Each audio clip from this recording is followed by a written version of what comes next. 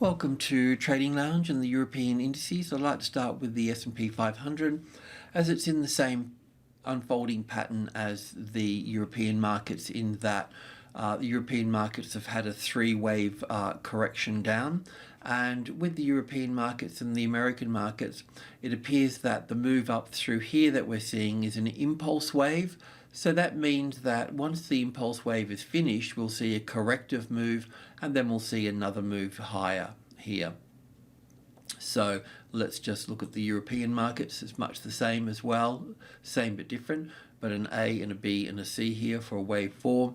And we have 5 waves up here for wave 1, and we can look for an ABC correction here for wave 2, and then we can see a strong move up here for wave 3, 4 and 5, moving up into that space. So on the hourly chart here, getting a little bit closer to it, so we can see we've got wave 1 and 2, a nice strong third wave, fourth wave and fifth wave.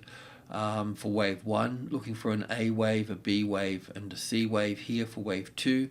I'll just check that on the tick chart here for a moment. Just get a little bit more in here.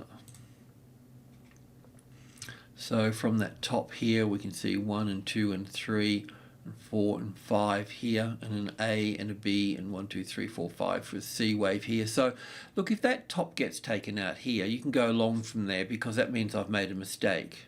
But otherwise we should see this continue down through here. We've got wave 1 and 2 here, then 1 and 2, so 3, 4, 5, 3, 4, 5.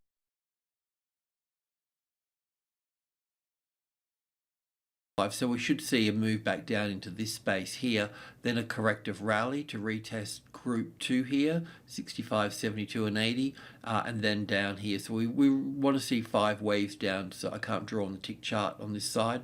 I can draw on the other side though. I can draw on this side.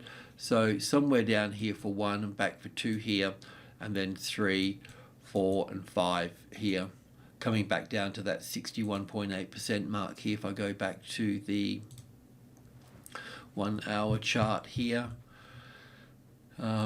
yeah, somewhere down into 11.8 here. And as I mentioned before, what we're looking for is the top, and we take the top and we take the B wave, and that means that any sort of breach of this trend line through here, we can look to go along on that point. Also look to add on top of this as well. So so across the top here, we can look to add on support here for this. So I'll just add to the position. So put that in there. You basically can build a trade all the way through here and all through group 1 here as well. So you can build, if you take this first trade, do half a position, then build it on. Once you can visually see that you've got a tested support on 12,000, then that will be a safe space for you, and then we can build on 100, 200 and 300 here. That will take some time to build onto there, and then you can start taking some profit at 12.5 once the 12.5 becomes the support. So it will be the arrival, the reaction, the first high above the level, then a corrective move here, and then up. So taking the money here and getting back in on drawing a line through here, or drawing a line through here, it's just a nice way so you don't have to sweat it out so much. And then profit taking comes in at number 8 here and the next level. So this is much the same for France as well. So France is exactly the same. So from the low here, we've got 1 and 2 and 3 and 4 and 5 here for 1. Looking for an A wave, a B wave and a C wave here from last time here. So that's not going to, that's probably won't come back up that high here. Once again, look for the 50-60% retracement level in here, in this space here, but I've left the trend line in here because they normally sort of, play out on those sorts of things. But once again, we can just push this over. once that drops here, then you know that you've got that B wave in there. That B wave could actually be in here. I'm not quite sure just yet.